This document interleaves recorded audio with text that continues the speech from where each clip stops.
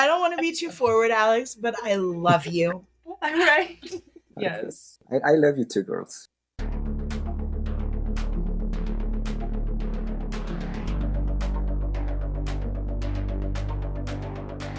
Whatever it takes, whatever it takes.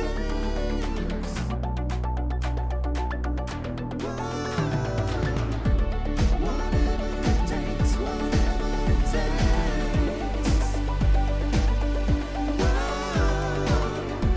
Whatever it takes, whatever it takes.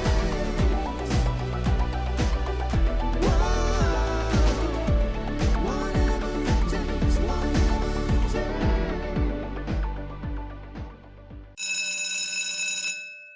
Hello, and welcome to your mom's podcast, the only podcast that's worth walking out on a date with one of Degrassi's coolest girls.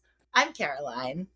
I'm Avis, and we're your Degrassi rewatch besties. Today we're going to be discussing Degrassi, Season 6, Episodes 14 and 15, Free Falling, Parts 1 and 2, with a longtime Degrassi and YMP fan, Alex, who's going to finish introducing himself because I am the kind of white where I just can't say his last name. And I can't roll my R's.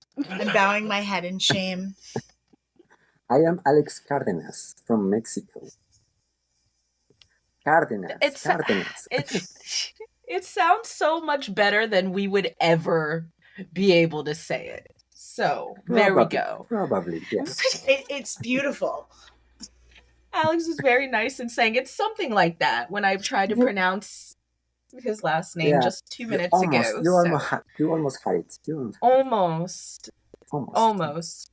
But yes, you are such an active member in our Facebook group, and you've been with us since like the beginning, basically. Yeah. How did you find us? Like what? Like stroke our egos for a minute because we do love that. Like what drew you to us? Like 'cause I don't think maybe, I know. Maybe the algorithm of Facebook or something led me to the page, and I see that like, oh, there's a podcast about Degrassi, and I have watched Degrassi for like ages, and I'm guessing I'm going to listen to the podcast, and I immediately started to like it because you girls are really incredible, really funny, and you are my company when I am cooking. You are my company when I am, I don't know, doing the laundry or ironing my t-shirts.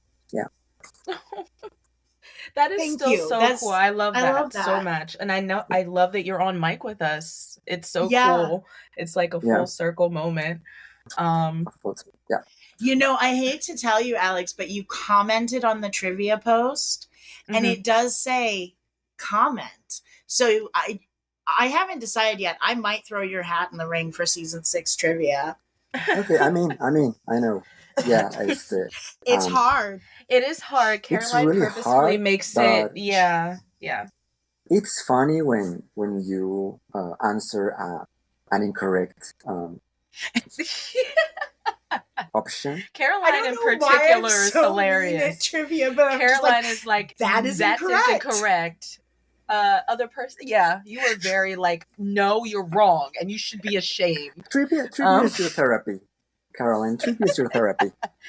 Just like it's where I channel my inner mean girl, apparently. Yeah. If you had to pause the TV and precisely whatever you had to see. What is the name on the person's jersey in the corner of the frame? Yeah. It's not that hard. Speaking of, almost. While we have, by the time this airs, we'll have cast round 1 for season 6 trivia, but we will not have cast round 2. Yes, so head on over to our group if you're not already a member, and throw your hat in the ring when the post comes out. Yes. We also do other fun stuff over there. We do our caption contest. We honestly just post. It's just started to become like a hey, post whatever it's like you community want. to a degree. Yeah, we love our community and it's growing. So please join us. And you have Shitty Saturday, and that's great. Yes. We do. I love Shitty Saturday. We do have Shitty Saturday. And What's Good Wednesday, because that's the day we air our episodes. So yeah, we like a little bit of both. You shit talk on Saturday, and then you tell us what's good on Wednesday. Yeah.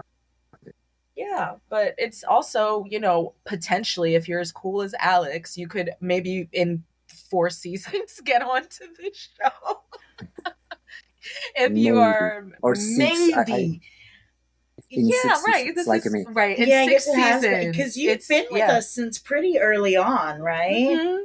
Yeah. Yeah, maybe you were in season 2 when I started listening to the podcast, and thank God that you covered a lot of episodes of season 1 because some of them are really childish. I don't know. Yeah. The Yeah. first one is Yeah, not, of course. The first Right. it one was the went right there, format for season Yeah. 1. but yeah, Yeah, totally. A We B definitely C D E. we definitely don't regret that format because we're like, yeah, we need to group a couple of these up so that we can. And maybe that format is going to work also for the seasons with 40 episodes. I don't know. Yeah, We're gonna- we have We gotta talked chunk about that out. preemptively watching like a boiling point season Mhm. to figure out how we're gonna to cut do that that. up, how we're gonna format it, because it's And so that's different. great. That season 10 is really great.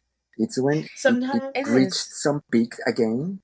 The series Yeah. reached some peak Yeah, again. it is better. It's The just slump so much. It is so much. It's like It's so it is much, really when they kind of get their like legs back though, and they're Mhm. like, okay, we can run with this show again, and it feels like it used to, because the And- 3-season slump really sucks. Like this slump we're about And to go maybe into. Linda Skyler needed to let it out with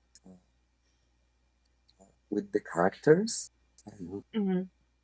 Just Yeah. eat everybody up, kick everybody's ass. Yeah. Especially Claire. Yeah. Yeah, she said fuck fucking Claire fuck in Claire. particular. Yeah, fuck Yeah. Claire. You suck, Claire, and you should be punished.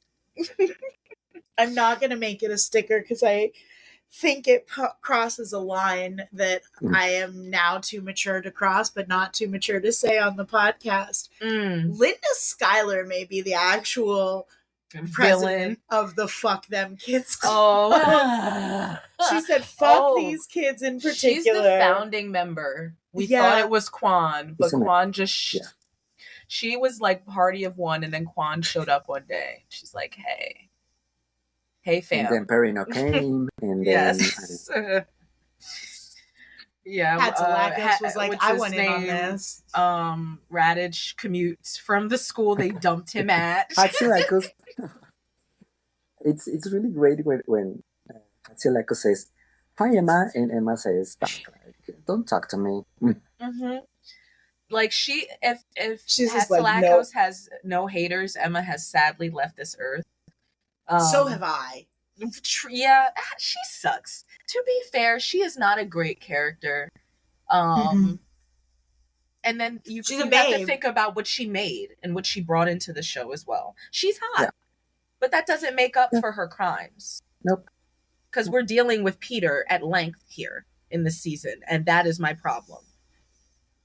Well, we will get to that very soon. Right, yeah. As we discuss the B plot. But Alekz, you're a listener, so you know that typically it's up to you to do the poem and the synopsis, right? You don't have to if you don't want to, but yeah. I so want to, yeah. So, roses are red, Darcy finds Peter enchanting, and not everyone is cut out for banting.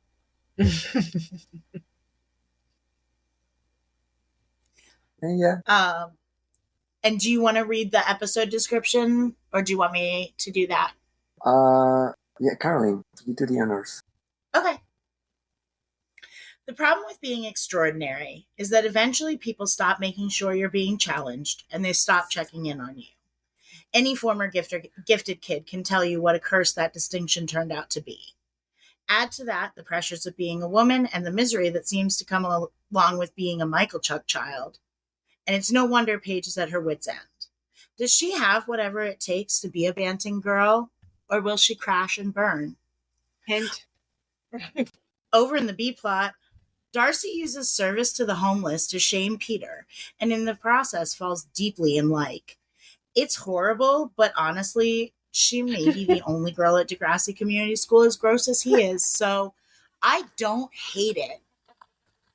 I want to ask, is this the first time that we see that green backpack, that green The big backpack? green, the Is big, this the disgusting bag that No, she's I gonna think be she's schlepping had it. around for like, she just got it. I don't think she had it last season. Yeah, it's no? definitely new this season, but I feel like Yeah. it's been Like around when she this was dating season. Spinner, it's like, you whatever, Spinner, she told me. I think she might have had it at that point. But yeah, this green bag is just going to be an assault on our senses. And I think you raise a really funny point that she's as gross as he is. I was particularly grossed out. Yeah, it's kind of true. It's really like it's very different versions of the same. Like, she's still all self-righteous and shitty. Like, she didn't choose to sell her lewds to some creep on the internet, which, like, no shame to sex work, but you are a minor and you're way too self-righteous. You can't take nude selfies with one hand and point the finger with the other, Darcy. She literally like mom shames Mia for having premarital sex that resulted in a child, and is like in the same week like taking nudes to fund Spirit Squad uniforms. It's literally the next episode. It's right, like she's just the worst. And then she's like, hey, we want to put you on the squad again after your boyfriend just got knifed. He's dead. That's crazy. Don't you want to pick up some pom-poms now and cheer? No, I hate just how... She's disgusting. She's very gross. She's like, I only care about my bottom line, and that's very much how Peter is too. Peter's like, yeah, I've got my license. Yeah, I can like, just because he wants to get her a couple girls and almost killed a guy. I sent your nudes to a 45-year-old man who showed up at school and then stalked you and your little sister to your house and almost Claire could have died in a suitcase. Oh yeah, they both could have died. Trouble follows Claire. Okay, you from put the her very beginning. in peril. Yeah. She's in peril from the very beginning. She's the new Emma. Yeah. I'm interested to see how I feel about Claire. That's why I'm never going to give this up, because I want to see how I feel about Claire and Maya. It's like a renewed breath, because like we've still got our core like cast here, obviously in the A plot, but like the B plot, we're getting more of the annoying people that are like, I don't know why they're choosing to develop Darcy and Peter so heavily, because like the whole, his parents are arguing in front of whatever. It's like the same moment that Emma had with him, like, wow, you have no private space. Well, and then like that's when she falls in like with him. Like, girl, that's not a reason to like, just because he's tragic and his parents suck, that doesn't mean you fall in love with him. He still sucks. It's super frustrating too, because like Sinead Grimes is a decent actor, but you don't know it to look at Darcy Edwards. Because how do you act a character? Like, how do you... It's like what people say about Bella Swan. It's like Kristen Stewart did what she could do with the material that she was given, which was nothing. Yeah. I think it's very important to state that both of these people are taking up too much time in this episode, this two-parter. I love when they do... Could we have gotten a C-plot, please? I was good. A C-plot, or we could have done slightly less of them in the second... No, it's just so much Darcy, so much Peter. And they can have each other. I also, though, I realize I'm fine with that. I don't know that I can articulate it perfectly, but there's something just at its core icky to me about the way that she's like, first the way that like she's like, this is how you get forgiveness, and he's like, so why are you doing it? And she's like, we all need forgiveness. And it's that whole like moral desert idea, like fuck you, Darcy. And then on top of that, though, like, I had like a visceral reaction when she slapped that hairnet on him, because it was like she's using charity work to humiliate him. Yeah. And in his humiliating himself through charity work, he's going to prove himself worth. It's It's gross. It's just gross. It's a test. It's a test. But it's a horrible test, and her attitude towards charity work and relationships and everything is disgusting. I never saw that that possibility, but yes, I think you're right. Yeah. By the same token, I hate how he's trying to like weaponize her faith against her. Yeah. Yes. Yeah, that's a very low point for Peter. Even for Peter. Even for Peter, because he knows how hard in the paint she goes for Jesus. Who has helped like disseminate child pornography twice now. He has a note with a Bible quote that I'm sure that he was like, what I need to say to impress Darcy? Yes, let me open Google and say, give me a quote from the Bible. And the first one that he found is what he wrote on that note. Yeah. I repent. Like, fuck you, Peter. Yeah. He's like, well, I didn't hit the guy. Peter, are you okay? It's like Darcy is ignoring all the red flags because she is a red flag too.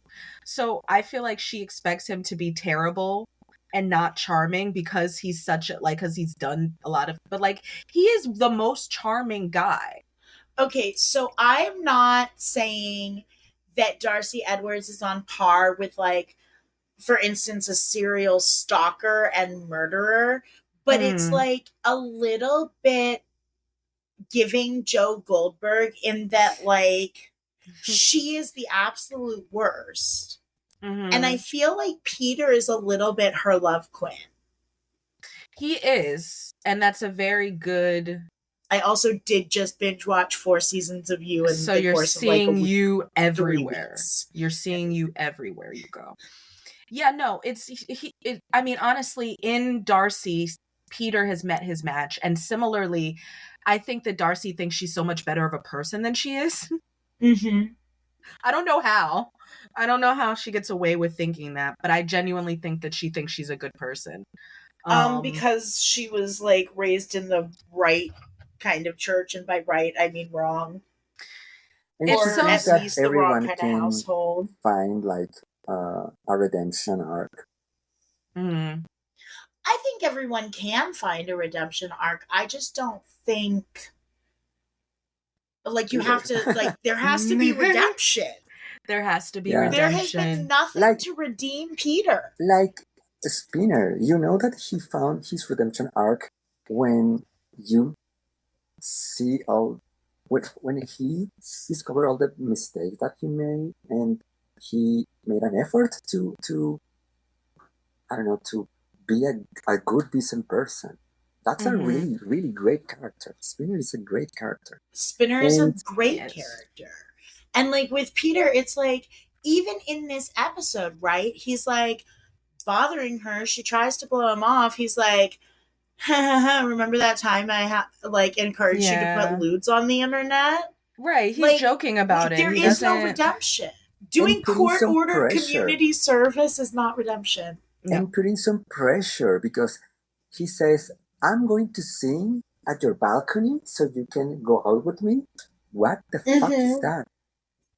It's gross bullshit manipulative behavior that they try and tell us is romantic, and a lot of us fall for it, at least for a while. But Darcy seems to like it. I mean, all that pressure and all that. I think Darcy she wants the illusion that whoever she's with is like doing good. But she also, like with Spinner, she molded him into like the perfect Christian guy for her, and then got bored with him because he didn't have an edge anymore.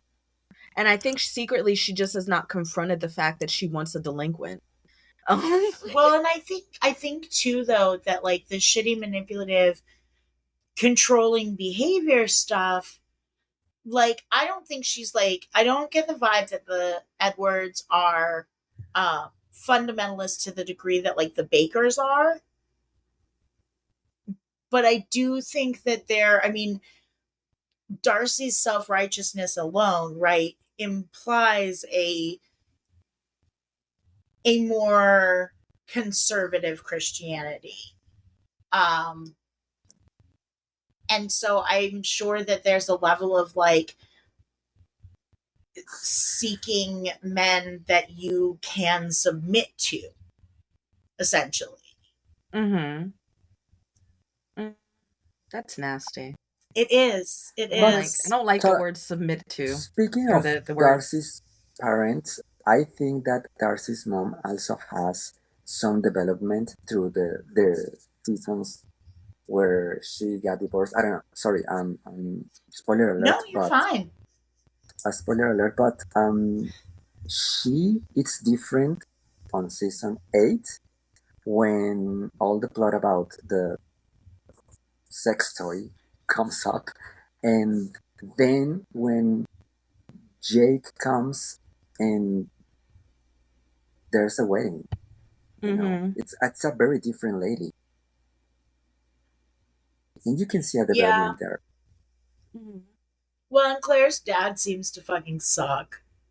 Yes. The dads in this show are either abusive or just sit at the table. Like, well, I'll talk about that in the A plot because I have some thoughts about Paige's dad. But because I didn't even realize that was her fucking dad. He was so anonymous. But yeah, I just have a problem with how we are supposed to feel sorry for Peter because his parents fight.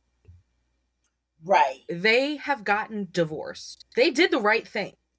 I mean, it's not like they're together anymore and just like making his life miserable. But they are still. They use him against each other. Oh, they do use him against each other. That $60,000 car, which should just be a cool thing to get as a teenager, but also fuck anyone who is buying a teenager does not need a $60,000 car. Especially a like 2006. $60,000 was actual fucking. That screams. That was actual craziness. Yeah. Yes, and like I'm trying to show up what your mother can get you, and I am your favorite. You know, and like they dig at her about I'm your favorite parent. True. And then he has, we'll see soon that he's going to get his own child, another family and everything, and have those things outside of Peter and his mom. So, like, I get this. I really think that that's probably, the sympathy is supposed to be there, but I don't care. I don't think that makes him more, like, does it make him sympathetic? Sure. Does that mean you need to be with him, Darcy? Absolutely not. That does not constitute. I hate that that's his reality, and that does suck. He doesn't deserve that, and he would probably be a better person if that wasn't his reality, but also, like, it doesn't excuse any of this. None of it at all. Yeah. I just feel like,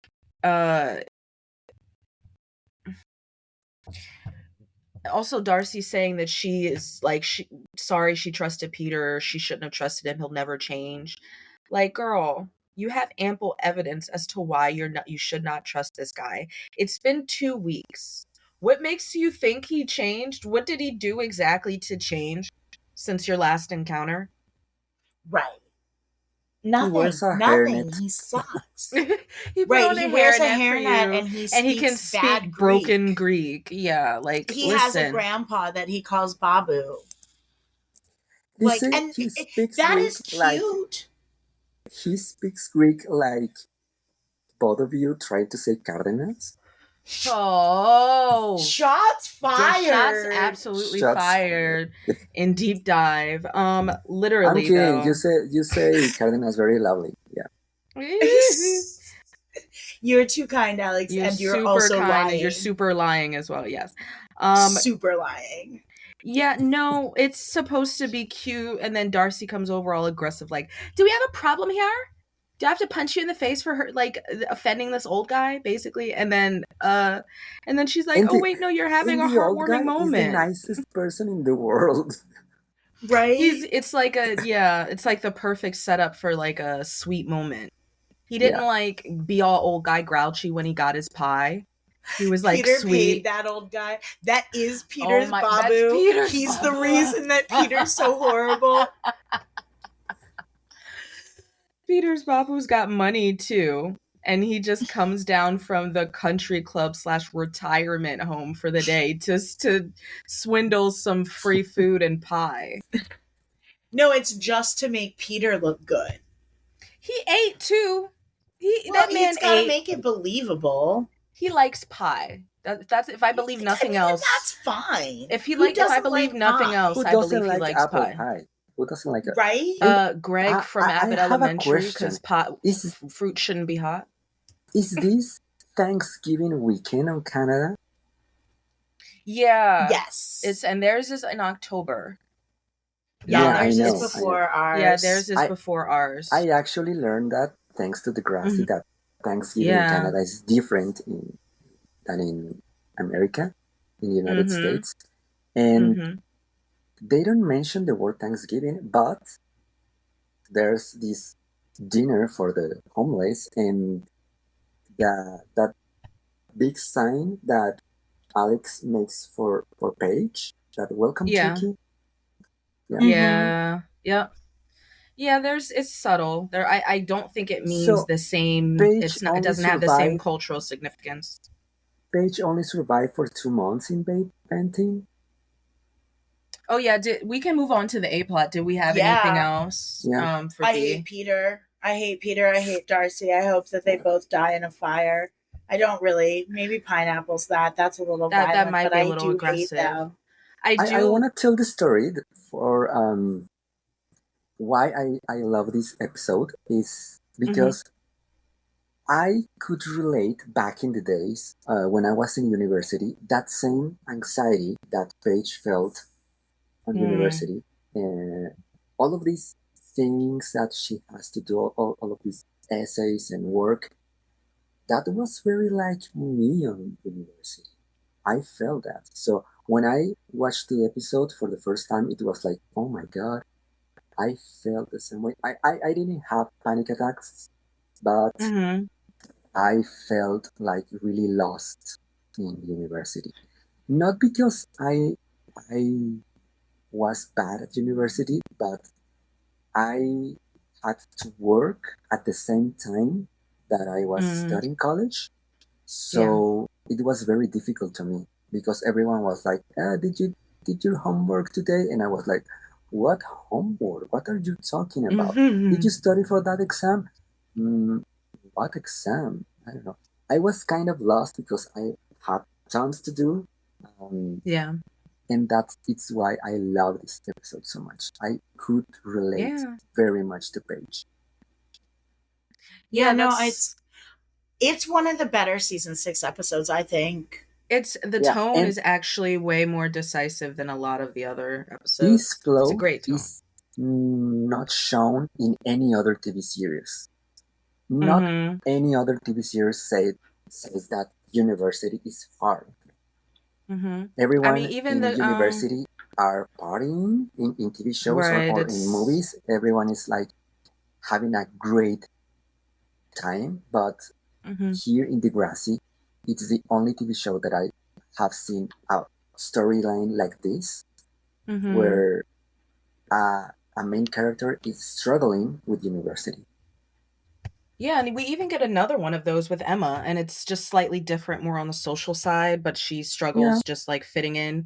But no, I definitely relate to that. Similarly, like how the guy at Toronto U was like, oh, freshmen often flounder.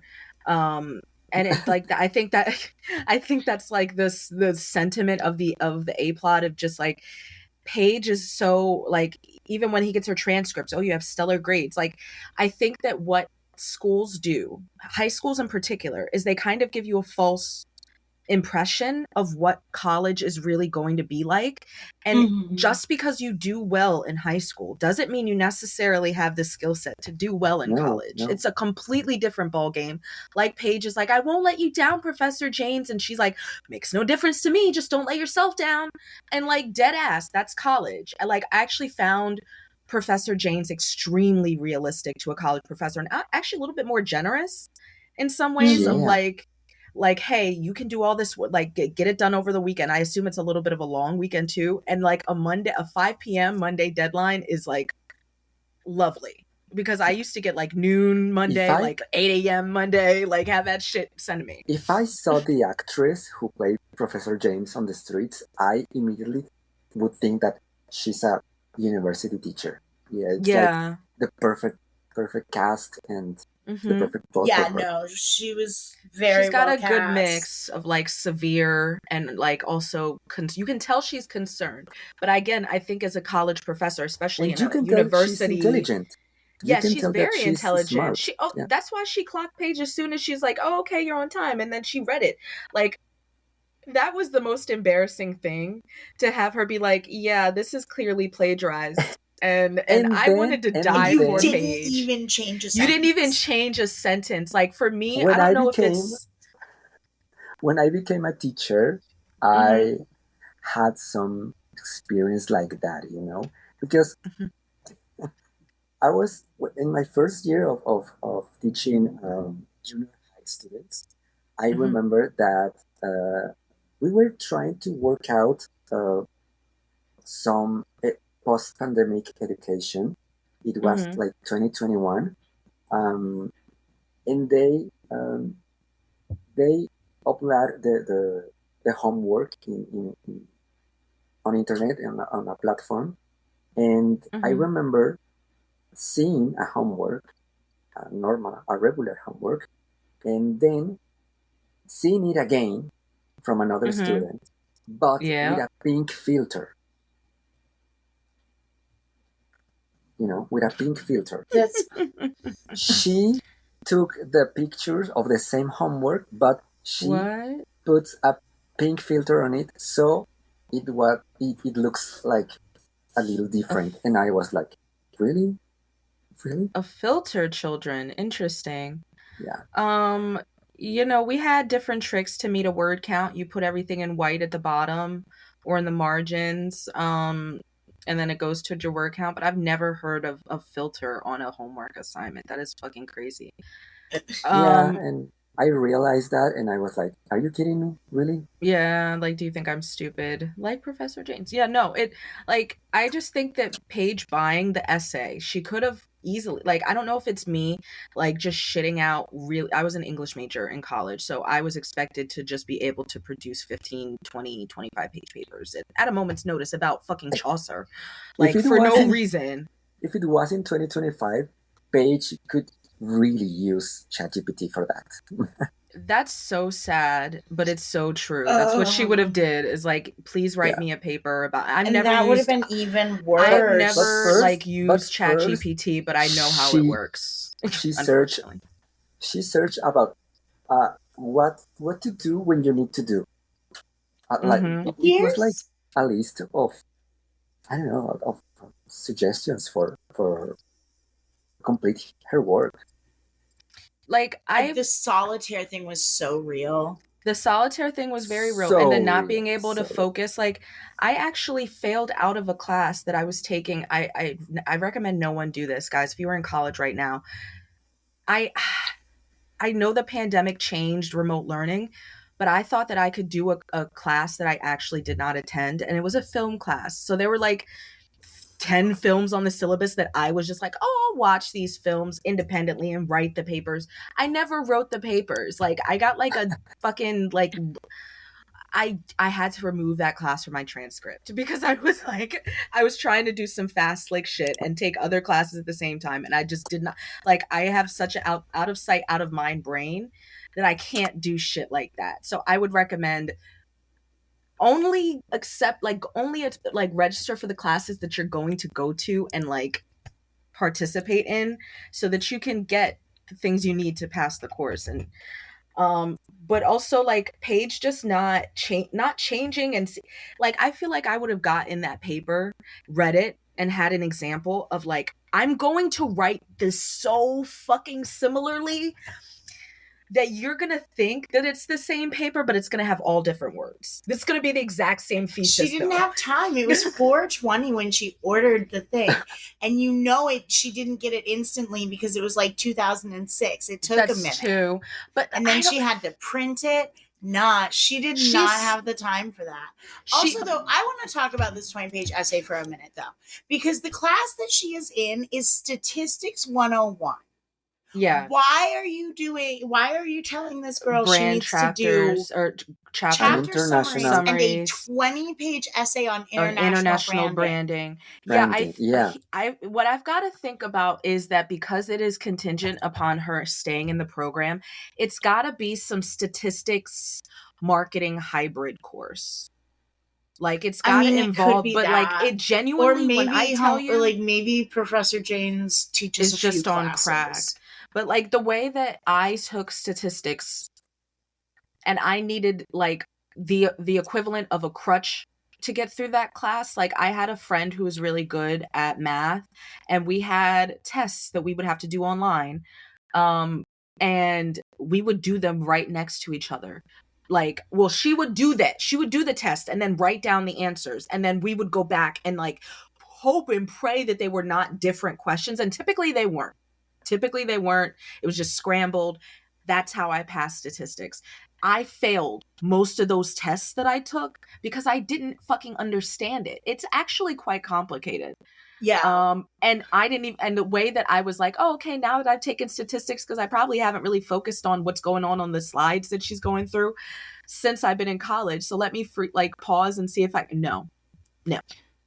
It was all Greek to me. My father-in-law taught probability and statistics at Dartmouth. That's a big brained activity. Was one of the smartest men I've ever known. One of the smartest people I've ever known. Yeah. He was a fucking brilliant man. You took away that men qualifier. Respect. But like, no thank you on that.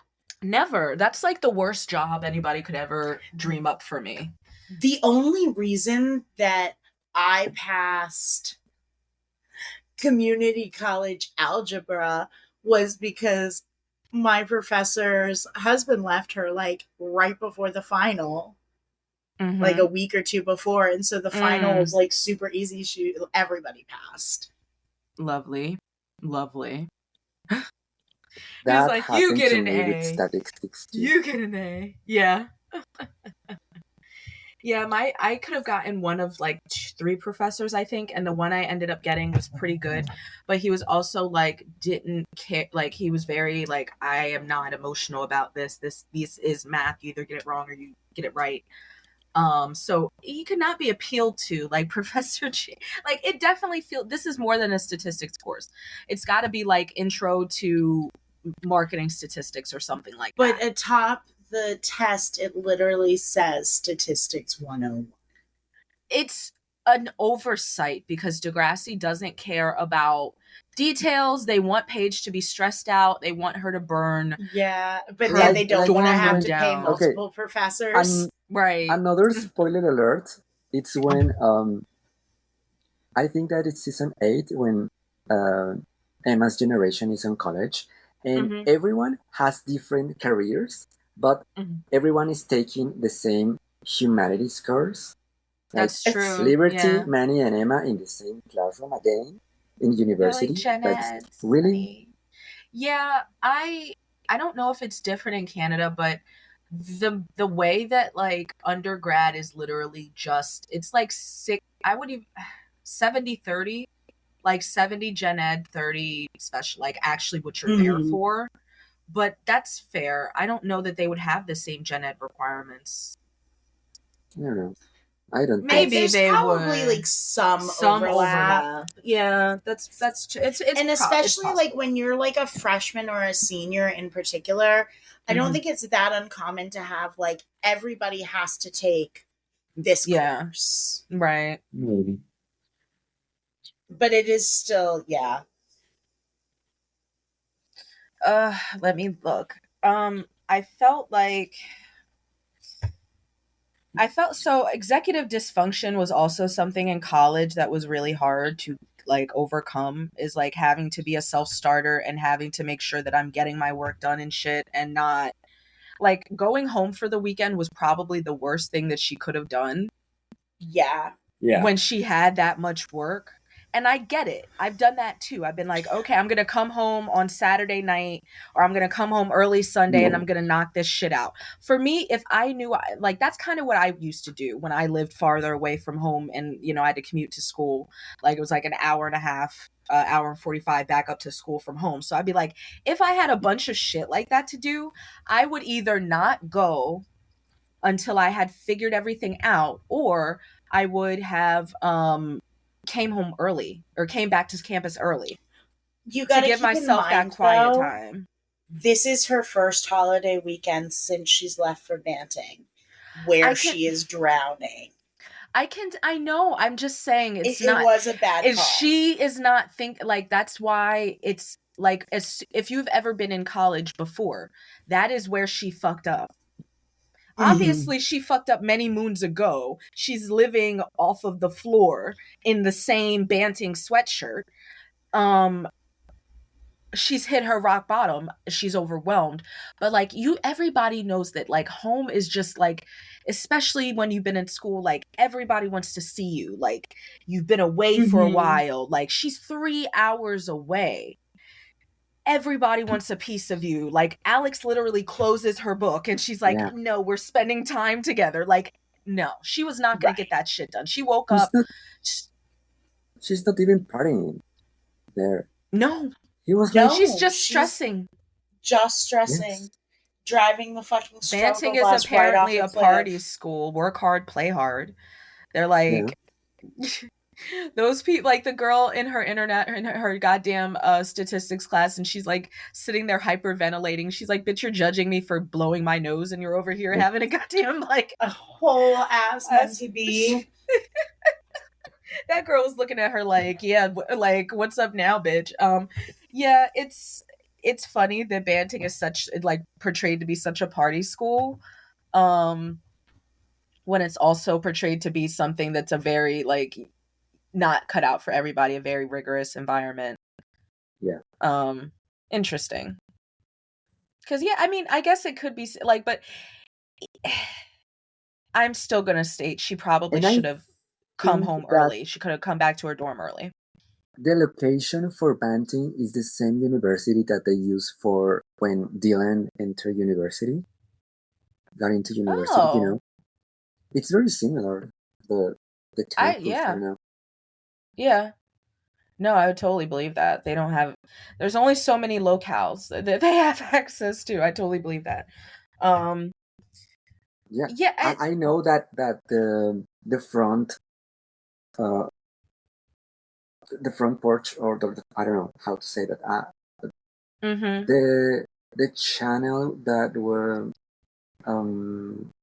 I forgot their name. Caitlin was working on a channel. Okay. Is the building that it's outside of the Degrassi location? You know that? I did not know that. Oh. Yeah, no, it definitely... Well, is Banting even a real university? It's not, right? No, but they started to mention not like that they don't in the last mention season. Real ones. Yeah, they started it's just to like, mention I would Toronto, you might be a real school. I think that it's real. But also, I want to point out, again, spoiler alert, that Liberty got in Banting too, but at the end, she goes to Smithfield with Emma and Manny. Yeah, they were like, Banting's done. Yeah, and I think that so I maybe Liberty at the end of the choose Banting because they don't have flame retardant dorms. That's exactly why Liberty was like, I heard what happened to Paige and I'm not fucking with it.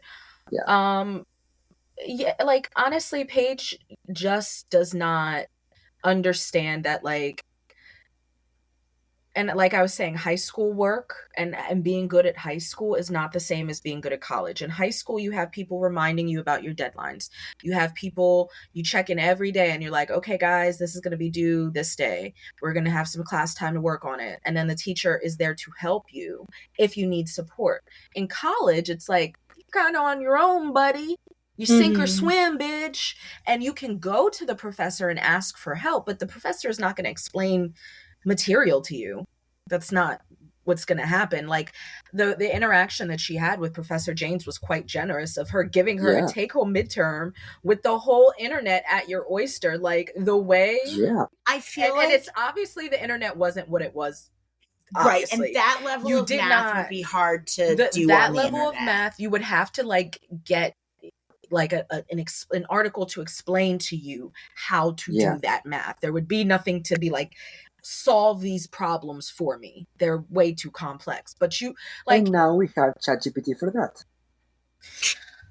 Yeah, I feel I hate it. I don't use it. I definitely don't use it. But I know that a lot of people find it helpful. As an English major, it kind of makes me die inside a little bit that people use ChatGPT to write their essays, because writing shitty essays is like a rite of passage in college. Yeah. You got to write a shitty essay about nothing. You got to write 15 pages about colonial like literature, and it's about nothing. You've got a very weak main idea. But you get like a B on it because you completed it and it's your thoughts. Yeah.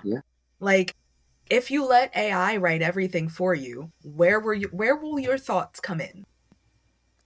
So that just stresses me out a little bit, because like what you can shittily write is going to be more valuable to me than whatever spectacular thing that AI can come up with from your prompt.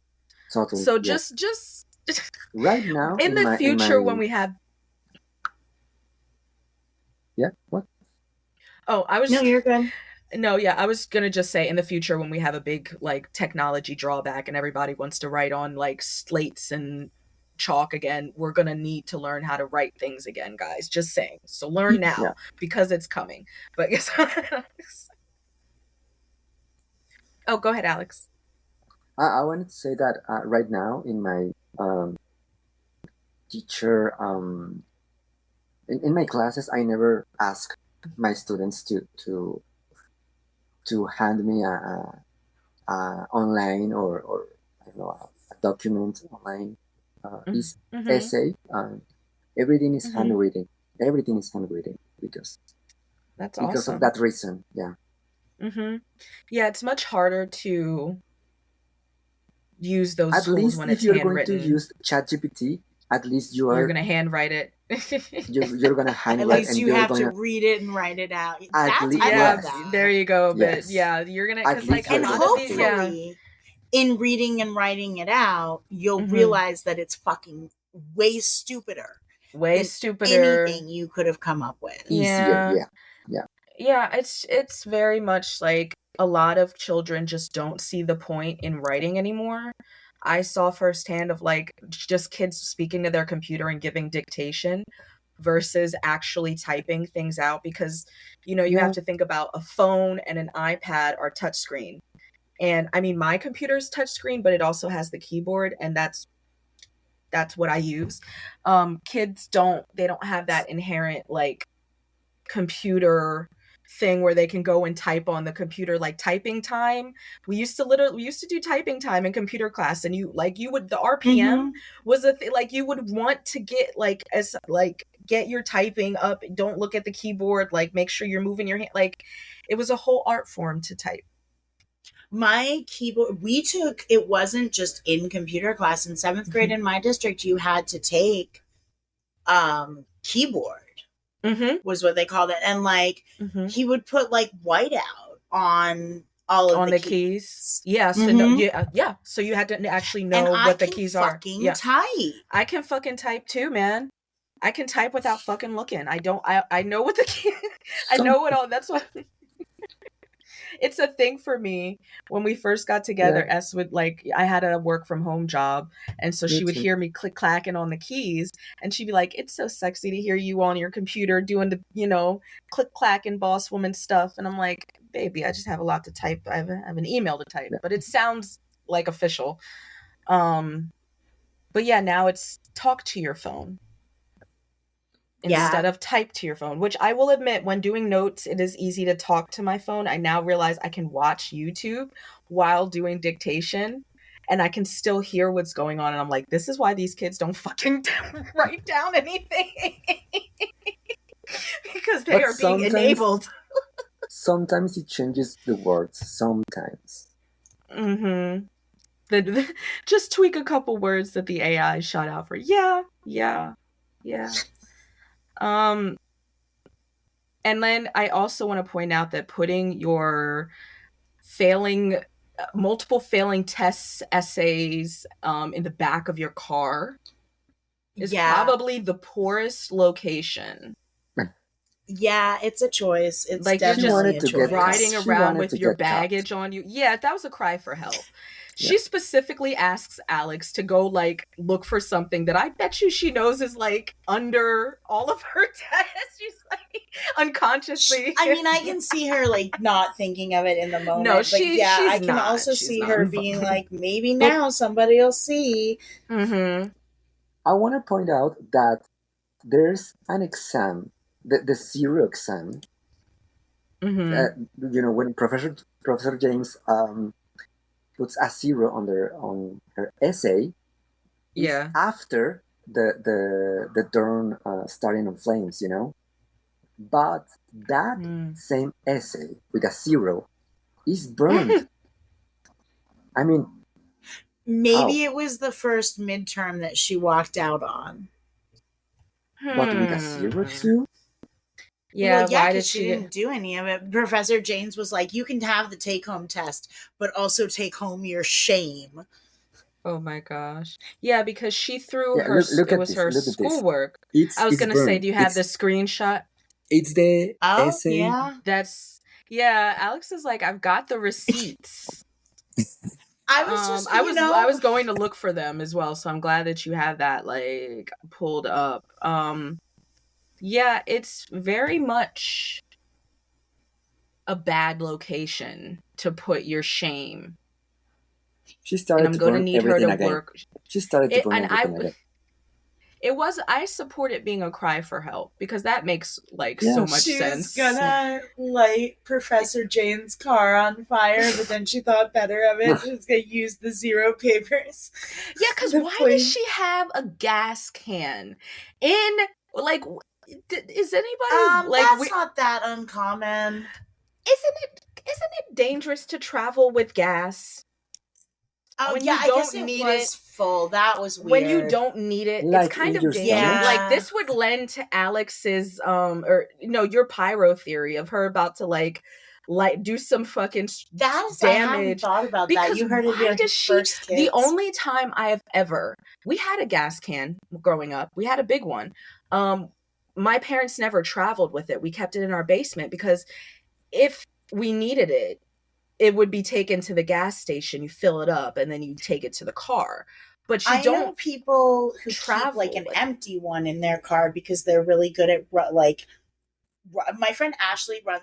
I have had to meet her on the side of the road because she ran out of gas several times. I was gonna say, if you know you're someone who runs out of gas, keeping an empty gas can is not dangerous. But I am just questioning why. Like, she's 3 hours away. She is in a metro center. Why is she carrying a gas can? Is it because they didn't want to have this conversation at a gas station?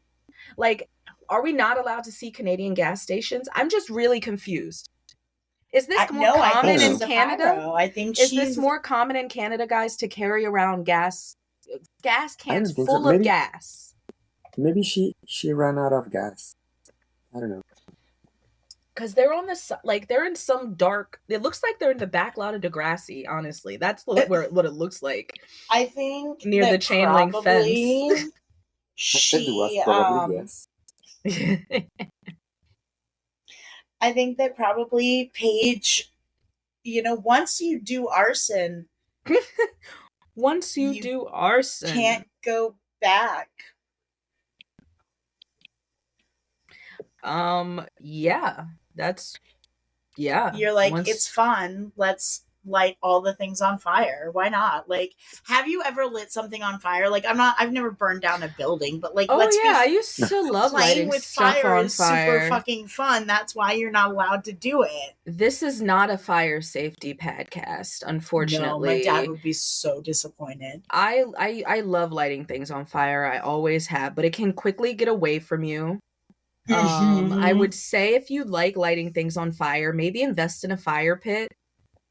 Maybe make sure it's far enough away from your property and electrical lines, because that's also really bad if you have electrical lines that like drape over your property. Not like I know from personal experience or anything. But yeah, no, it's so fun to light shit on fire. Like, that's how we exclusively got rid of our mail for years, is we would just take huge bags out and just burn our mail. I remember my mom brought me to like some lesbian like solstice weekend or something at the end of the school year one year at her friend Martha's house. Cute. And they all were burning shit, and my mom let me bring like all of my schoolwork from 3rd grade or whatever it was and throw it into the lesbian fire. Oh my gosh, your mom was so fucking on brand. That's super on brand for your mom. In like the best way.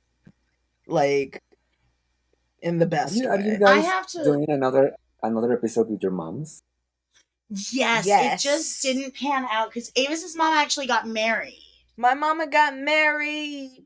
And it was going to fuck up production. And I was like, Mom, can you not get married at the same time as we're trying to record a podcast? Thanks. Thank you. We got a schedule to keep. She's so rude. Thanks. We love having them on. They're both really like, they have taken to it very well. Well, and they're friends now. We haven't done one since the trip. We have not done one since the trip. No, we've got to have their friendship be evidenced on mic, because they certainly fucking left us for like the better part of 3 hours. And my mom was like, yeah, we got food, but we were also just fucking around. Like, I'm like, nice. Just no food in the house, and you guys are just dicking around with the groceries. Speaking of rude, how about when Paige is trying to do her work on Dylan's house, and Marco is turning up the volume like crazy? That was so rude. I mean, help your friend. Come on. Marco helps himself and his boyfriend occasionally. Yeah, no, it felt rude. It felt like... Yeah, and there's a degree to which, like, yeah, okay, fine, it's your house. And you know that she's trying to get her work done. Mm-hmm. But she's playing solitary. And... No, but that's so real, because that's something where you're like, okay, I'm going to play this game of solitaire and reset. And it does, like, it's something you got to focus on. Mm-hmm. I loved that detail. Or any game, any distraction is it feels like you can reset yourself to start working on your responsibilities. No one around her cares. They, like you said in the intro, Caroline, about nobody checks on you because they think you're good. They think you're fine. They think you've got this. You're Paige Michael Chuck. How could you not have this? So no one checks. Right. Well, right. Like, doesn't she tell Alekz, like, oh, last minute is where I thrive or some shit? Or maybe she tells Marco that, but like... And then he even, like, Marco's like, don't you, because she's like, I'll cook dinner. And he's like, well, don't you have an essay to cook up?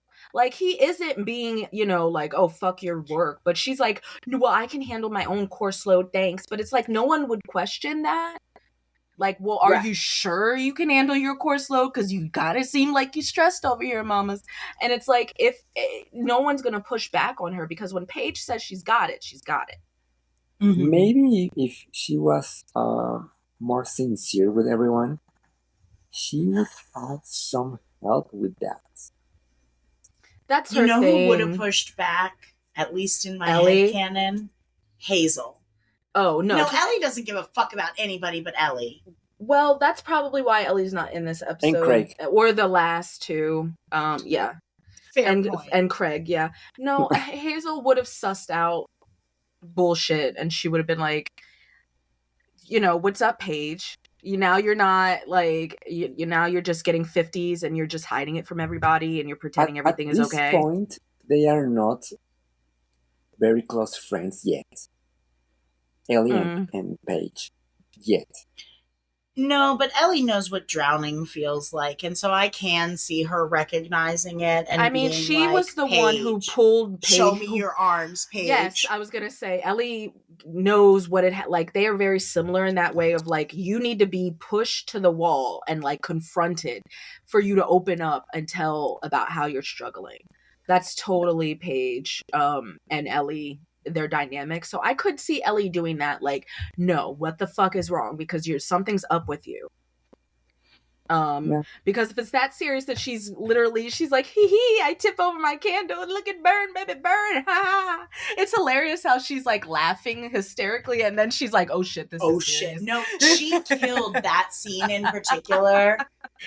Oh my gosh, the rent was due, Lauren. Like, I feel like the tone, how it started, actually reminded me a little bit of 6 Feet Under. In a way, in like the way that it was so quiet and like just her heavy breathing and her hyperventilating and there was just not really anybody like paying attention to her. It was like she was a big fish, big pond, little fish. There we go. It's like I was gonna get it someday. Yeah, it was giving like the tone was very strong in this 2-parter, and I feel like it's probably because of Lauren just hitting the fucking ball out of the park, but there's so many great scenes that she just handles so well. Like she offers such a great picture of how fucked up Paige is right now. Like Paige is just not okay. She is really going through it. And she's not wearing it on her face, even when she's pretending to be okay, like her forced cheerfulness and like you know, trying to look busy. When she's playing solitaire, she like closes the laptop a little bit and then picks up a book and like walks in like, I'm trying to study. Like you were not like dealing with that book was for show. Like you are not using any of these materials for academics right now. You know what is frustrating too is that like I know Alekz was like, yeah, but now I'm here and I want to catch up. But if Paige had been like, no, hon, actually I really like I'm struggling. Like you don't even have to tell her the extent of it. And Alekz would have been like, okay, we're studying all night. Like let's get this done. Yeah. Oh, Alekz totally. And she's like, oh, I'm rocking it. And But Paige was so messed up, you know. It's the beginning of Paige playing with Alex's feelings. Because it says later on the season that Paige is opening and closing the doors for her. Yeah, I want them to be good for each other, but they're so toxic. It's like when Alekz is on and at her best, Paige is not. And when Paige is on and at her best, Alekz is not. Maybe with a good storyline, they could develop their relationship, but I think that the actress, Diana, Alex's actress, maybe she needed to go on season 7. I don't know. But they could develop their relationship very well after all they suffer. After all they went through. It's my headcanon that they both like finished college and early adulthood. They reconnected during COVID. They reconnected like during COVID or right before COVID, and they fell back in love, and they're like healthy enough to make it work now and to be good for each other. I hope so too. They're very sweet, and they really do. I mean, I have to mention, because I had this issue last episode with Emma and her shoes on the couch, that Paige hops up on Alex's couch that has a piece of duct tape in a really weird place, might I add, and puts her feet in the crease of their couch, and then kicks up her feet so that Alekz can pull off her boots. That might have been the time, like the one time where I'm like, okay, Paige. Yeah. You're pissing me off. And I know that it's supposed to be a cute moment because Alekz is like, oh, I'll do this for you. And in a way, I guess I relate because my relationship can be very, I do a lot of things like that for my girlfriend, but I don't like the shoes on the couch. And I see it as a sign of disrespect that you put your shoes on someone's fucking couch. But she does it at Marco and Dylan's too, so. That's fair, yeah. She falls asleep in her chucks. Say, it is the pinchy boots. It's the pinchy boots, and she does fall. I mean, she must like falling asleep on couches with her shoes on. I cannot fall asleep fully clothed. I've done it maybe like twice in my life, and maybe when I was a kid it happened, and I don't fucking remember. And someone they just let me sleep in my sneakers. I doubt that, but like, it's very uncomfortable. It's uncomfortable, right? And she's been wearing that hoodie for like. The Forever. majority of it might be a second skin at this point, that hoodie. She does not change until later on that day when she's gonna go. Is that when she goes to Toronto U? No, she tries to work a little bit and then can't, and then she tries to go to Toronto U. When she started cooking the turkey, I think. Yeah. It was objectively funny that the turkey exploded on her. I feel very bad. I feel so bad, but the way that I would have fucking laughed my ass off at that. The way that I somehow had, like, I always remember it as, like, almost green. Yeah, ew. Like the fucking Exorcist vomit. I mean, not exactly that, but, like, yeah. It's, the issue that the turkey was... Go ahead, Alekz. I don't think that happens. The turkey is okay. The turkey is okay. Only the stuffed part, it's over the place, but the turkey is okay. You didn't blow up. Yeah, you can still eat the turkey. A turkey, I'm sure that Marco's dad is going to eat it very good. She overstuffed it. She didn't leave room for it to expand. Marco's dad is not there for drama. He's there for the food. Marco's dad is like, okay, y'all are talking a lot about buns. Sit that ass down so we can get this food served. Like, Paige had time to make buns from scratch. And Marco's mom is so sweet. I wish I had a mom like that. She's very love cute. Mrs. Degrassi. She's adorable in her little outfit. That moment where she's like, I always wanted a daughter. I always wanted a daughter, and Dylan's like, well, I wish, I'm glad you didn't get, I'm glad you didn't have one. They're so clearly gay. Even the slip of our room. I don't know why they are trying to cover it. It's really obvious. Like, and that would have been a perfect time for extra chair, and in our room. Our room. My room. And come on, everyone knows. Yeah, it's hilarious. And then like Alekz and her girlfriend come in, and they just drop her imaginary girlfriend. Her imaginary girlfriend. So this is from Gossip Girl, but and it's completely different context, but it's kind of hard to party when the gay bomb drops. Yeah. But like that's how I feel. It's like the gay bomb has been dropped. Why don't y'all just come out and be like, we're together? We're not roommates. They were not roommates. They were together in a relationship. And you already like Dylan, Dad. You already like Dylan. But can we talk about Paige's anonymous ass fucking dad? Like, why is it that the mom has to comment on her behavior and the dad has to comment on still no haircut on Dylan's hair, and like that he never once acknowledges Paige. They don't even show them greeting each other when he comes in the door. It's all about Paige and her mom. Yeah, no, it's weird. Like, why even have the dad there just to comment on Dylan? At first I'm like, is that Paige's like real daddy? Like, is that her stepdad? Like, no, her mama didn't marry again. So why is he acting like he's the stepdad and doesn't know Paige? He's acting like he doesn't know Paige.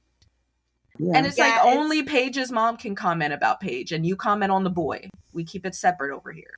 It's how it is in the Michael Chuck household. It might be. Aren't they like Eastern European? I don't know what they do over there. They're what is she? Oh no, she's Ukrainian, isn't she? Ukrainian, yes. Because I'm like, her outfit was very, very specific. I don't fuck with it. I'm like, I need more from this dad. You commenting on a storyline of Dylan that we really don't fucking care about.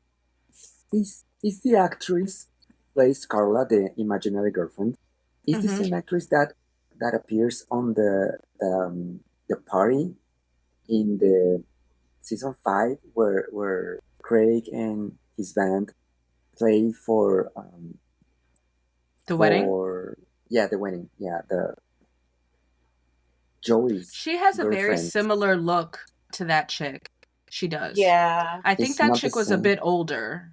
Yeah. Probably, yeah. But they had very similar, racially ambiguous, curly hair. Yeah. Yeah. Yeah, I really liked Carla. It's actually really it's actually really shitty that Paige cozies up to her and then kisses Alekz 10 minutes later. Yeah. I didn't fuck with that. I didn't fuck with that at all. And then she's talking about, oh, we're gonna live together. Doesn't mean you kissed me yesterday, bitch. What do you mean we're gonna live together and doesn't mean anything?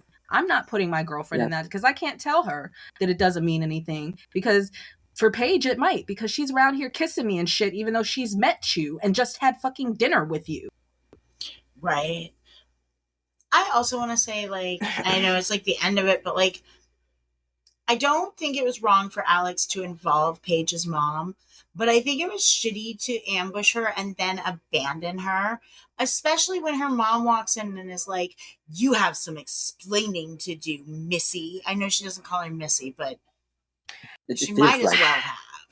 I mean, I get it, though. I get her being like, I'm just going to give you two some space. And does it seem like a setup? Certainly. But like, Paige does not really take anything seriously, because not seriously, but she's not going to be real with anybody. Like, her mom is probably the only person that can really reach her and like let her. This is some serious shit.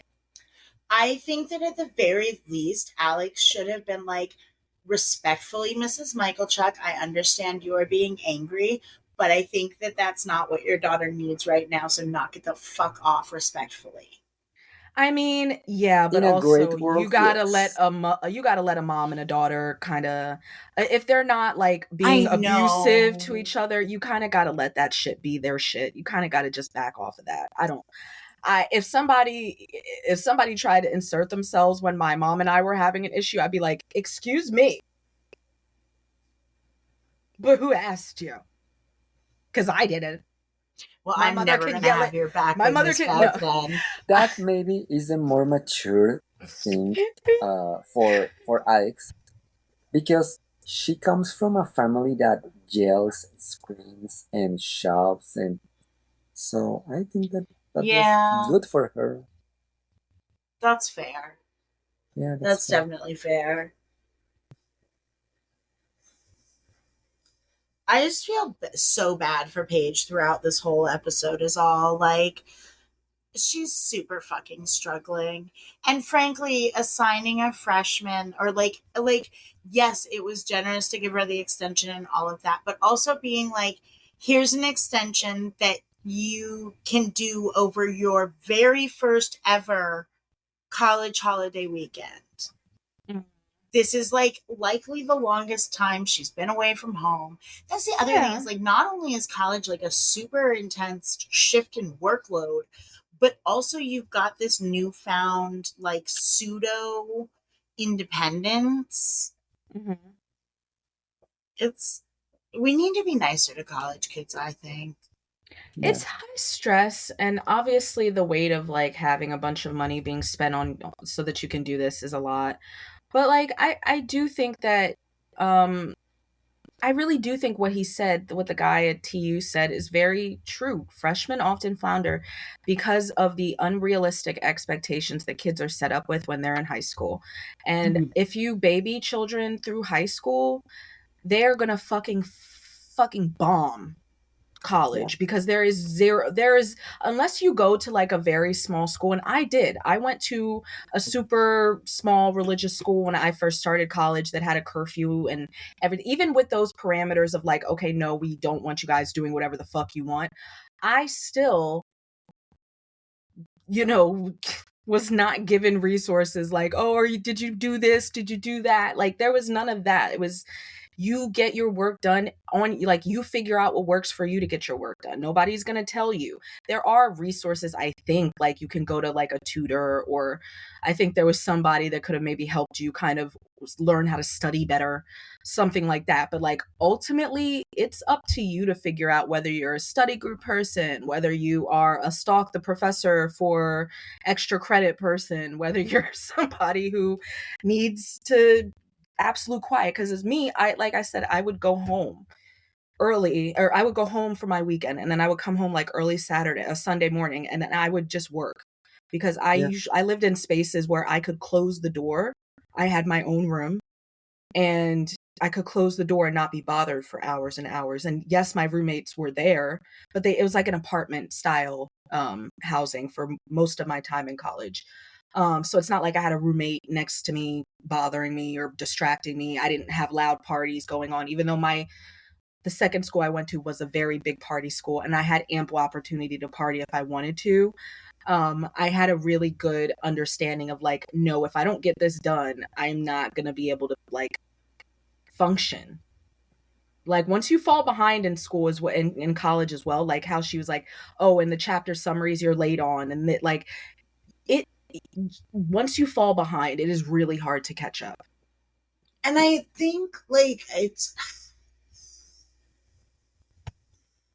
and I get that, and I think like where I object to it is that like the way that our education has just become like a way to train us to do a fuck ton of work and not really question it. And I think it's disappointing, because I think like, yes, learning is work and it should be, but it should also be like something enjoyable and not something that's like stressing you the fuck out. Yeah.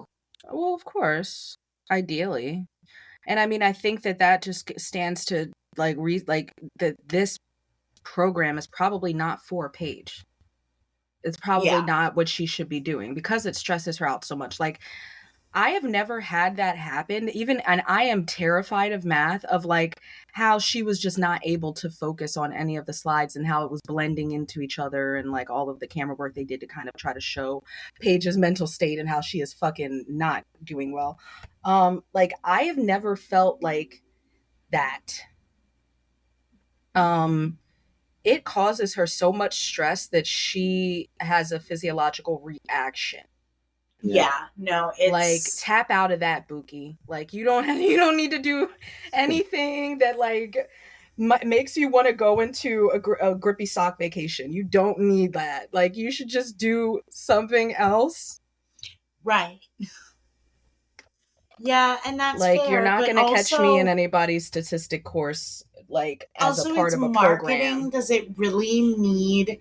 I mean, she said that, but yes, marketing is actually way more involved than you would think. I took one marketing it's not that course. I'm saying like I get you need to know a lot, but I just don't feel like I feel like it's. Well, the way Banting teaches marketing, yeah. Which I object to Banting then. Yeah, Banting I think is horrible, and that's old school marketing also. Like that, a lot of the marketing that people do now is based on like social media trends, and that's why people Liberty didn't go to Banting. Yeah, Liberty was like, I see the future, and it is not Banting. It is not this old school shit. No, it's definitely like an old school way of teaching this. And I mean, Paige does go into like, you know, like fashion and things that she's interested in, but like, I certainly don't think that this is a career path for Paige, specifically because I don't even in marketing. I don't see her in marketing either. Like, I don't know why that was the like the business, like they said, like business school. Like I don't know why that was the route. That the McHale trucks are business people. The McHale trucks are business people. And what kind of renovating are they doing that the mom is like stressed out and like about to like, what renovating are they doing? They're turning Paige's room into like a secret sex dungeon room now that they're empty nesters. And the contractors are like calling the city like, these people are depraved. We can't finish this work. I mean, I feel like a good contractor wouldn't do all that. It's not like they're breaking the law, at least in theory. Yeah. At least in theory. She maybe just didn't want to leave the contractors alone. Oh my gosh. Yeah, she strikes me as the kind of person who's not going to let tradies be alone in her house. Tradies is insane. That's what they call it on Bluey. That's what they call them in Australia. Beautiful update. My nephew has started watching Bluey independently. He's got great taste. Go, nephew. I'm so proud of you. Because like he's got downloads because he's like, I'm not going to be anywhere without my shit because he doesn't have cellular on that fucking iPad, and I will not. Hopefully that doesn't happen anytime soon. But I saw that he had like 6 episodes of like Bluey downloaded. I'm like, you're so cute. Okay, well, Tradies is far and away one of the best episodes. Well, I'm going to have to start watching it now so I can talk about it with him. I do feel like we've got extra segments this week. Oh, we do. I was going to say, let me look through my A-plot notes and see if I have anything else to say about this A-plot. Do you have anything else to say, Alex? No, that's okay. Moving to fashion corner. Well, no, if you have more to say. No, if you have more to say, please say it. No. That's enough for today. Oh, okay, that's enough for today. No,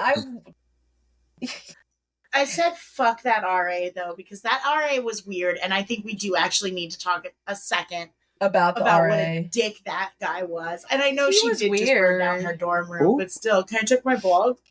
TikTok. And then also to tell her that she's staying in the lounge. I don't think that's protocol. I don't think that's protocol to put her in the lounge. That's super like not private, and it would be your fault if anything happened to her while she's sleeping in the lounge. And the last weird TikTok is so annoying. Yeah, no, he's a dick. He's like, basically, you're not getting any work done, so can I check my blog? Yeah, because that would be more productive. Because honestly, you're gonna. He didn't want to say it. He's like, but you're not gonna make this deadline. Just let me check my blog. What is his blog about? Being an RA. Yeah, it's probably actually. I bet he was like an early like he's pre-Gossip Girl. Oh damn. Probably. I think Gossip Girl is probably. She's not incel adjacent. I'm not gonna do that. No, but she's a tyrant. That's what Gossip Girl is a tyrant. I could see him doing the dirty secrets of whatever door. Like he's just diming all the people out on like the bullshit they come to him with. Like Paige burnt down her fucking dorm room because she's a basket case. Yeah. He's got to do something that's creepy. It's got to be some voyeurism, some sort of like level of creepiness, because he's giving off creep vibes. Yeah. And that's a big dorm room for Paige to have to herself, can we say? Mm-hmm. That is a very big dorm room. She's got 2 windows in there. No wonder Mr. and Mrs. Michelchuk suck. They've got more money than they need. Yeah. The sky just opened the fuck up. And it's now like biblically downpouring like it did when we were in Virginia and it tried to kill us again. This is biblical like Jesus. Yeah. I hope my fucking power's okay. Okay, let's try to wrap this up because this sounds rather violent. And it's not stopping. So I guess we start with the fashion corner, which I'm assuming is not. I don't know. Mine's not. Mine is scanned, if any. I didn't take screenshots, but I do know I liked Paige's pinchy boot outfits. The pleated skirt was a standout. I thought that was adorable. That scarf was so of the times that I hated. It was so of the time. Oh my gosh. It was very of the time. It was glaring. And I hate Darcy's hat.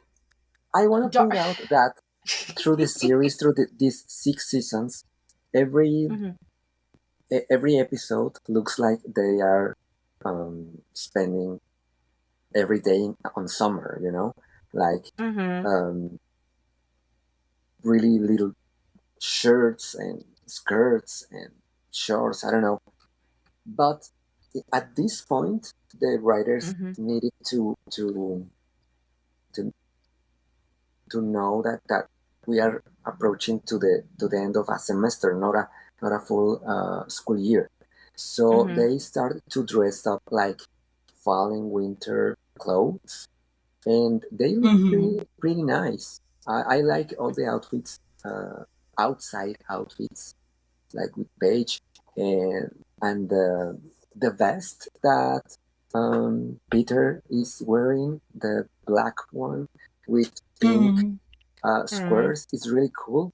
And the look on Marco in the dinner where he's wearing like a red vest with a tie and a white shirt. It's really cool. I would love to dress like that someday. Yeah. No, and like I'm seeing it in a picture too.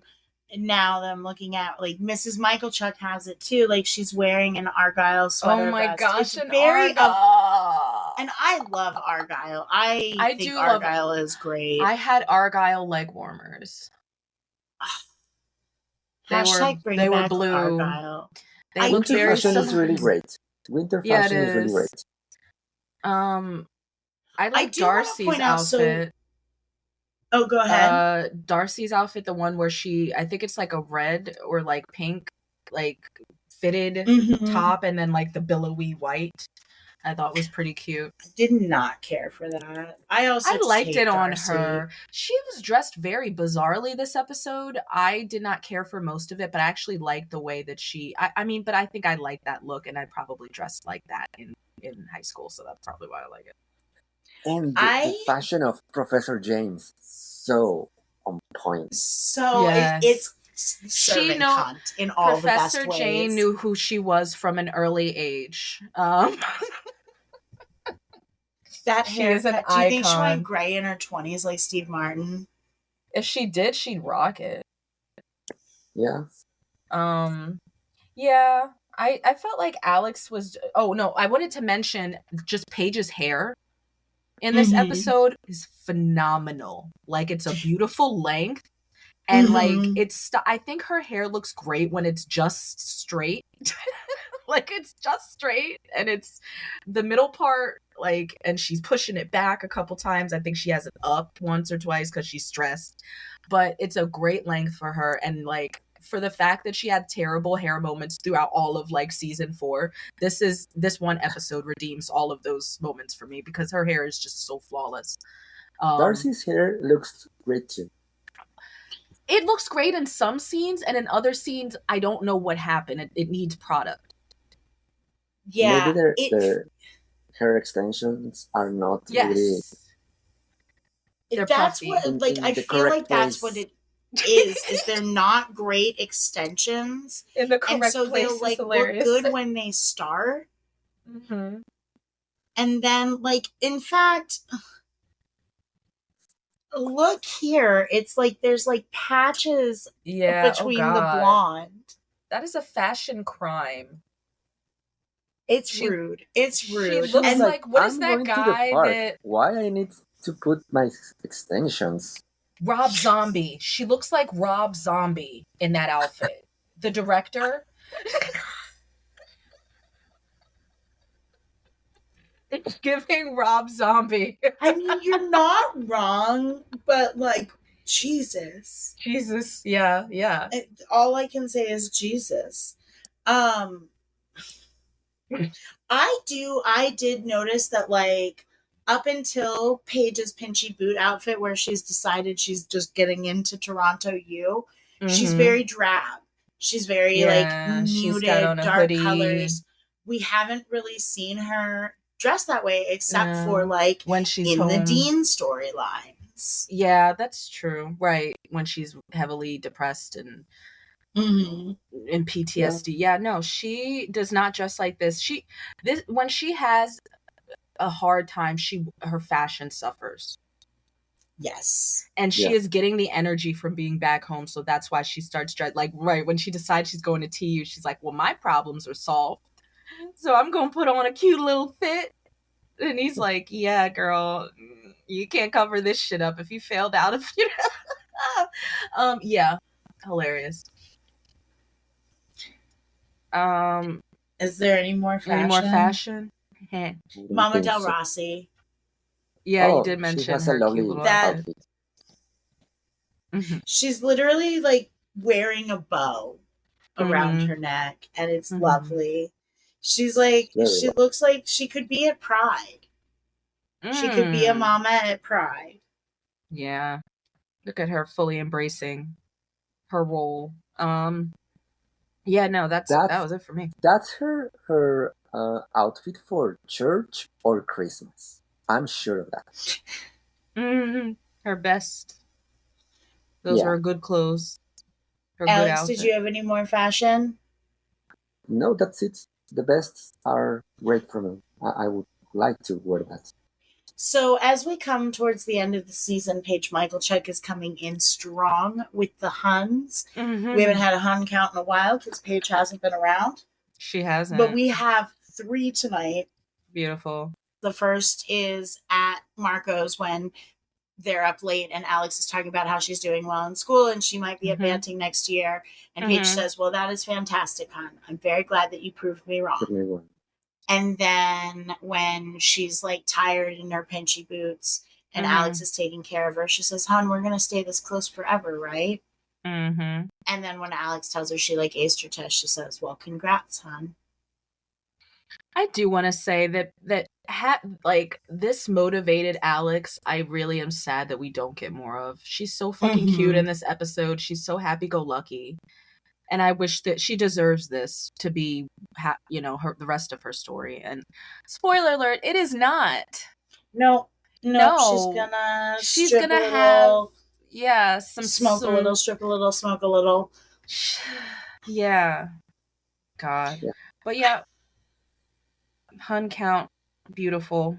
We also have, it's not a Heather Sinclair hypothesis, but I did notice that Scooter Girl is in the cafeteria when Peter and Darcy are volunteering. Yeah. Which I think suggests that she's probably not a student in Paige's grade. She's a year below. Yeah. Interesting. And I think that means she's not Heather Sinclair. So and I've thought she's not for a while, but you wanted to confirm. Okay. Yeah, no, I can dig that. What I noticed was the girl back there, I forget her name, but she's one of the friendship club ladies, and she's just Kim, thank you. And she's just awkwardly standing back there like watching the interactions between them, and like it's weird. It's like, Kim, what are you doing, girl? Just talking, just watching them connect, and I don't know, it's weird. But and then is the black hole for Kim? No, Kim shows up to slut shame Darcy after she gets sexually assaulted. Oh, that's she is a great Christian. You're right. She's the only one left. It's got to be somebody. No, the black hole is tragic. It is Alex's imaginary girlfriend, Carla. And what's really tragic, I learned today because I wanted to make sure that she was black holed. I don't want to give false information. According to the Degrassi wiki, her full name is Carla Carlisle. Terrible. Which I just think was rude. I think it was rude. Totally. A choice that they did not have to make. Nope. Interesting. And yet, here we are. And yet, here we are. In pain, probably. Okay. So, pour one out. Poured. play some Sarah McLachlan. We're not going to sing it for you this week. We aren't. I don't Unless got it. Avis wants to or Alekz wants to, but I'm not doing it. I'm not this week. Love y'all. No. All right. Sorry if you don't like kissing sounds in the mic. I don't know what the consensus is on that, and I hope it doesn't sound really bad and crisp HD. Anyway, let's move on. We've got to fire some shots now. Yeah, it's time to fire some shots. Yeah. Pew, pew, pew, pew, pew, pew. Shots fired. Alekz goes first, and then we follow. Yeah, you can go second. The first one, I actually don't think this is a shots fired, but Professor James says Paige McKelchuck instead of Michael Chuck. I think that it is a common mistake during the series that it's supposed to be funny, and it's funny. And I just want to point it out that. And I think it still counts. Yeah, I think that counts. Yeah. Yeah.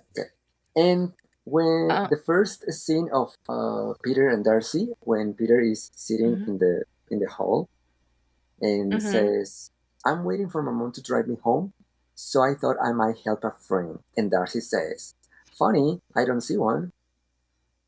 Yes. I think that this is the first one. And then Peter responds, "So I guess I'll go to Media Immersion and scroll to some of your hot pictures online." Really? That's the way you want to hit on Darcy? Really? His hitting on skills could use some work. Yeah. Yes, my first one was Darcy. Was your first one? My second one is Darcy saying, AKA that forgiveness you want, a reward. My first one is actually Professor James saying, "I don't want to discourage you, but not everyone is cut out for banting." Yeah, that was rude. Yeah, she came to play. That is not rude. That is the truth. Yeah, I mean, she was trying to be tactful, sort of. Yeah, she was, but it was still a shot fired. Oh, totally. Yeah.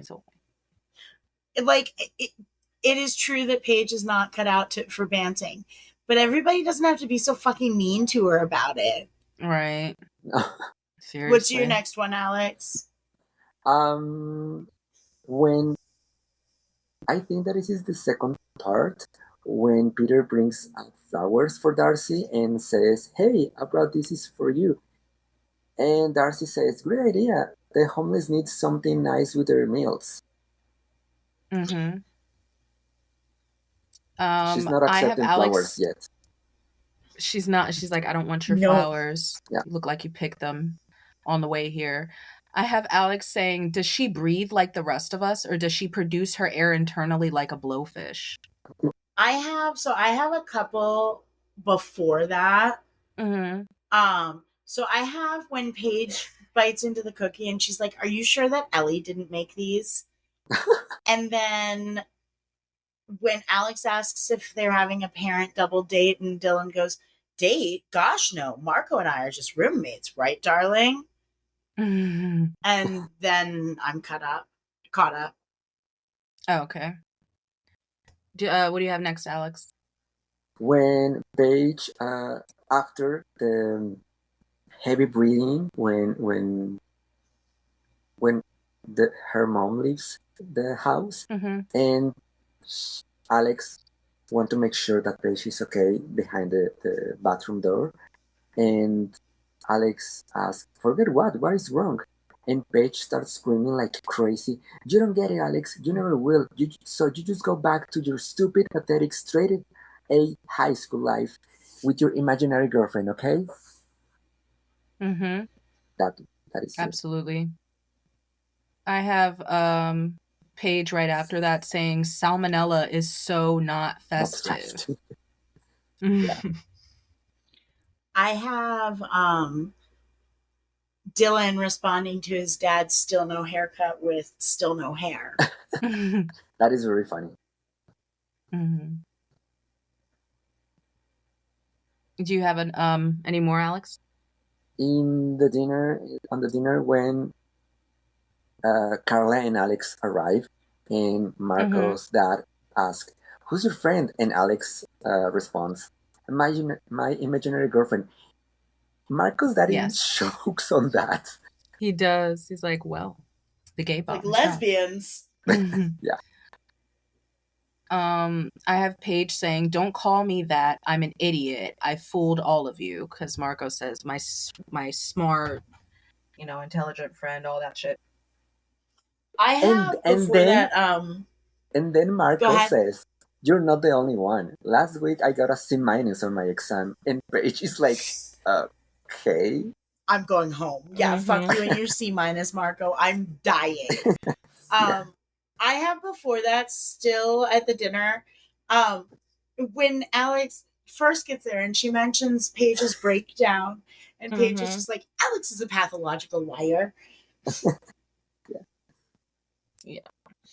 Fucking Lauren, everybody fucking came to play this episode, and I like that. Yeah. Dinner at Michael Chuck's, it's always key for drama. And when Darcy and Peter are on the car and the police stops them, well, they didn't stop because they're stopped. And Darcy realizes that he didn't have a license, and says, "I cannot believe I actually starting to like you," and smash the pie on Peter's That's the least face. I hate Darcy. Yeah, she got him. She got him good never with that pie. She pied. Yes. I have Mrs. H saying, "I don't care if you were curing the blind. A suspended license means no driving, period." Which she cooked with that. Yes. She did cook with that line. Yes. I have Paige firing shots at Banting with, "I'm going home to a real school with real friends Debatable. with flame retardant dorms. I don't care if I'm a stupid Banting girl because I hate Banting." I hate Banting. Right before that, yeah, going to a real school is debatable, though. Yeah. Okay, go ahead. But when Mrs. Hatzilakos says to her husband or ex-husband, "And Troy, if you can control Peter on the weekends, then I will." And Troy says, "Daphne, save the principal routine for your delinquent son."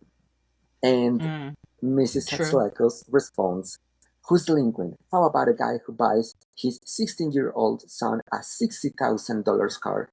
Who you try to impress?" Yeah. That is a whole new level of like midlife crisis, right? Because you can buy your own convertible. You already did. I have Paige saying, right before that, or no, I guess it's before both of those, saying, "Saving my semester by 5 p.m. is a tad more important than your blog." Your boring blog. I have Peter taking Darcy to court-ordered community service as a date. It's what she deserves. I don't disagree. It's still a shot fired. It's like the Ellie mural. And Peter cuts out some flowers for her and says, "For you, not some kitchen decoration this time." And Darcy responds, "Oh, my favorite weed." Yeah, right. Honestly, fuck you, Darcy, because a lot of like weeds are actually lovely. Right. Yeah. They're Really, just a weed is anything you don't want in your garden. Yeah. Yeah. But like to tack onto that of like him taking her to community service as a date, just her saying, "So what is this? So that's what this is? I'm your community service hookup." She's so fucking offended. I have Alex saying to Carla when she's complaining about her salad, she's like, "Well, maybe if you tried red meat, you wouldn't be so cranky." I have that one too. That is funny. I have one more, so you guys can go. What do you have next, Alex? It's the last one for me. The you wouldn't be so cranky. That's the last one for me. Oh, okay. Okay, Caroline, you have more. Yeah, I have two more. I have the Toronto U admissions guy being like, "Well, frosh often flounder," Yes. And then I have him saying, I'm guessing banting isn't the problem. Sorry. Next. Yes, rude. He's like, you're making my job easier. Next. I have Alekz saying, next time you need a safety net, call the fire department. That was a good one. That was like the kind of thing that if I heard that in real life, I'd say something like, you better call Pizza Hut because you just got pizoned. I'm done. Beautiful. Who shines this week? Alekz. Alekz. Yeah. Oh, yeah. Alekz, and it's apt because we've got Alekz on the show and we've got Alekz on our show. I'm going to give it to Mama Del Rossi. Just for being Mr. cute. Del Rossi. Mr. Del Rossi was, minimally offensive. Offensive. Much needed comedic relief. Yeah. And Carla, though she's a plot device. Oh yeah, he's enjoying it. He's happy to be there. He's so happy to be there. And that's it. That's it. Yeah. Yeah. And that's it. Manny because she was somewhere. Manny was somewhere. Ellie because she was not on our screens this week. Ellie because she was not there. I hope Suki and Kyoko had. Is that her name? A great time of Niagara Falls. Kiko and Suki. Yeah. I hope that they had a great time at Niagara. As fun in Niagara Falls as we did. Yeah. I hope they went to Jimmy Buffett Margaritaville. I hope they did too. I hope they sang karaoke. Except no, because like at that time point they would have sung like Puffy Ami Yumi because it's written by the Degrassi writers, so it would have just been stereotypical. Oh God. Oh no, thank you. None of that bullshit. Super bummers then. I guess it's pretty anticlimactic. Everybody else. Everyone. Right. Literally Paige, everybody. Marco, Dylan, Peter. Paige's mom, Peter, Darcy. Peter's mom. Peter's mom. Dad. Peter's dad. Kim. Yeah. Yeah. Great. Kim is a character. Kim. Suck a dick. Kim is back there with her judgy face. She didn't want to be there. She was like, no. This is not the way that These people intended are gross. to be in Saturday. No. Yeah. Poverty is a moral failing. Is that kind of Christian that... Mm-hmm. Yeah, Kim can suck it. I hate Kim. If Kim has no haters, I am dead. You sadly perished. Yeah, totally. Well then, does it go there? Does it go there? Yes. Paige lit her dorm room on fire while she was laughing and rocking, and then also like realizes the gravity of the situation. And they really I think they did a good job at representing that particular thing in the 44 minutes that they allotted themselves. It was very well Minus done. It was 12 minutes for Peter and Darcy. It felt like we had ample time to sit, like it didn't feel rushed. Like we had time with her at school, having her issue, and then we had time with her at Dylan's and Marco's, and then we had time with her with Alekz. Like it just felt like she was making the rounds, and it felt like a very well told storyline for Paige. And Lauren fucking carried. My God. And again, shout out to her hair. Whatever you were doing with your hair in this episode, give me 14 of them. Beautiful. But yeah. I'm sure I think it goes there. It was Pantene because that was the sponsor. That was what everybody used, unfortunately. Or Garnier. Pantene or Garnier was like... Herbal Essences was big then too, because we were still in the wake of those orgasm commercials. Yes, I forgot. Oh my gosh, I forgot those orgasm commercials. But they were it was their thing for a minute. It was. That was their brand. Was the organ, like you open it and. What do you think of when you think? No. So it goes there. Certainly. It just unlocked something I didn't want to touch, I don't think. I'm just so sorry. that existed. Like, that's so cringe and gross. I had forgotten about that ad campaign. Yeah. Entirely. So many ad campaigns that we should just quietly not talk about as a society. Right. But yeah. But bring back the one where it's like about a reality show called Tiny House, and it's just two like people living in a small house and everything's too small. And they're like, I hate this. I think it's like a car insurance commercial. Anyway. Oh my gosh. On that note, you want to bring us on out? Yeah, no, we should say goodbye to our beautiful guests. You know what it is that by the end of the conversation, they don't even feel like a guest anymore. No, Alekz, certainly. And that's why I'm so bad at being like, hey, tell us your stuff. You know, sometimes internet interactions can like not translate to in person, and it just feels great that our conversation was so awesome, Alekz. We love having you. And I will speak for us both. We will have you back. We will have you back. Oh yes, I'm so excited about that. Yeah. I would love Alekz, to. I would love to. Do you have anything to hype? Yeah, do you have anything you want to plug? Do you want people to follow you on socials? Do you want people to not perceive you? Do you have a project going on right now? Anything you want to? As you know, I have a TikTok with lip syncs videos that I like. Is the username is Alekz Volkoa, and it's the same user for Instagram. I don't post too much in there. It's more like nature pictures and beautiful selfies and nature shots. But nice.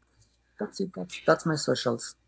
We will put that in the show notes. And I actually just realized. Go ahead, Alekz.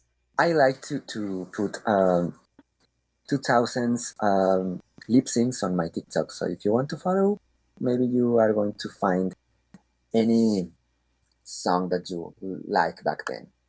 Yeah, absolutely. Well, yes, if you want to discover some 2000s bops that you might not know, because some of the ones that I've seen aren't like, very popular songs. So, check Alekz out. We will have him linked in our show notes, his username, just one. And yeah. And we actually also, I realized, have something to hype. Do. Last week's episode hasn't aired yet as we're recording this, so Alekz, you didn't know we have a fun announcement. And outside of outside of a couple of people, it's buried at the end. Not brainstorming with, but like a little bit being like, hey, what do you think about this? Yeah.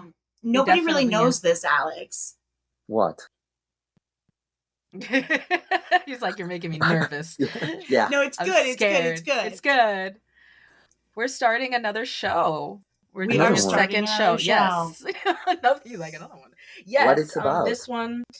Well, so the working concept is our best friend long distance relationship, and like it's gonna be about like friendship and our friendship in particular, but it's also just gonna be a lot more freeform. It'll basically be like your mom's podcast, the Tangents edition.